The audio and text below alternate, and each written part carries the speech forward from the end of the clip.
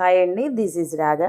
ఈరోజైతే ఒక మంచి హెల్తీ బ్రేక్ఫాస్ట్ రెసిపీతో అయితే మీ ముందుకు వచ్చానండి. అదేనండి రాగి ఉప్మా.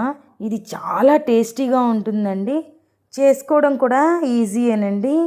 నేనైతే దీనికి కాంబినేషన్గా పల్లీ చట్నీని అయితే ప్రిపేర్ చేశానండి. ముందుగా నేను చట్నీ అయితే చూపిస్తానండి మీకు. పొట్టు వలుచుకొని పల్లీల్ని వేయించుకున్న పచ్చిమిరపకాయలని అయితే వేసుకొని చట్నీ అయితే తిప్పుకున్నానండి మిక్సీలో. దాన్ని అయితే తాలింపు అయితే చేసేసుకున్నానండి. కొంచెం పలుచగానే చేసుకోండి ఈ చట్నీ. ఈ ఉప్మాలోకి గట్టిగా కన్నా పలుచగా ఉంటేనే చాలా టేస్టీగా ఉంటుందండి ఈ చట్నీ.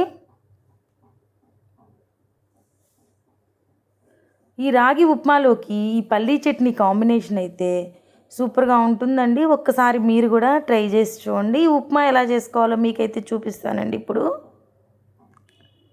ఒక మీడియం సైజు ఉల్లిపాయను అయితే సన్నగా కోసుకున్నానండి. తర్వాత కరివేపాకుని కొత్తిమీరని అయితే తీసుకున్నానండి.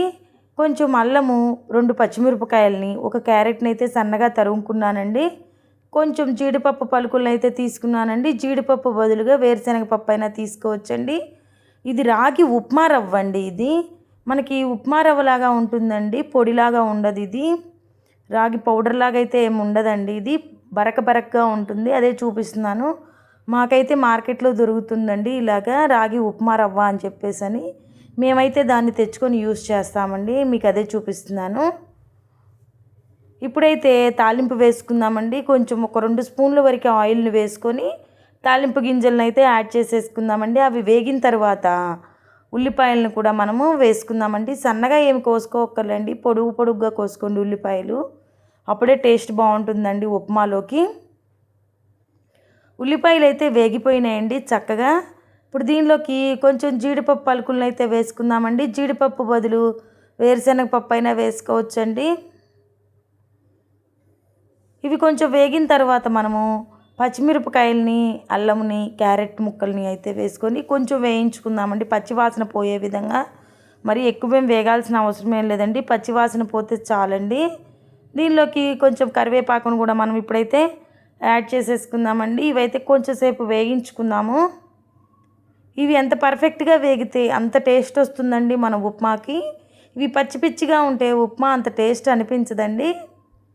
ఇప్పుడైతే 1 స్పూన్ వరకు ఉప్పునైతే యాడ్ చేసుకున్నానండి నేను.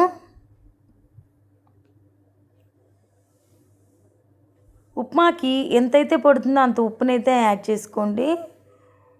నాకైతే ఆ ఉప్పు సరిపోతుందండి. ఇప్పుడు నేను చూపిస్తున్నాను చూసారా, ఆ గిన్నెతోటి నేను రవ్వనైతే తీసుకున్నానండి ఒక గిన్నెకి. అదే గిన్నెతోటి కొలతగా 3 గిన్నెల వరకు అయితే నీళ్ళని యాడ్ చేసుకుందామండి. 3 గిన్నెలు తీసుకోవాలండి వాటరు, అప్పుడే పర్ఫెక్ట్గా సరిపోతుందండి. 1కి 3. ఈ వాటర్ని మనం మూత పెట్టేసేసుకొని బాగా తెరలించుకోవాలండి. అవి బాగా తెరలాలండి.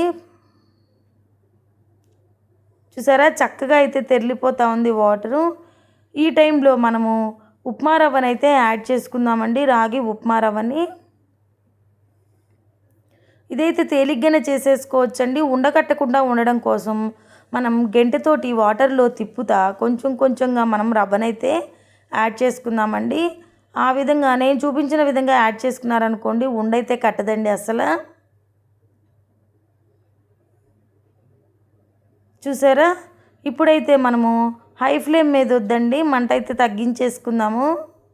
ఎందుకంటే హై ఫ్లేమ్లో ఉంటే తొందరగా చిక్కబడిపోతుందండి, రవ్వ అయితే ఉడకదండి. అందుకని మనం మూత పెట్టేసి సిమ్లో ఒక్క 10 నిమిషాలు వదిలేసామనుకోండి, చక్కగా ఎంతో టేస్టీగా ఉండే రాగి ఉప్మా అయితే రెడీ అయిపోయిందండి.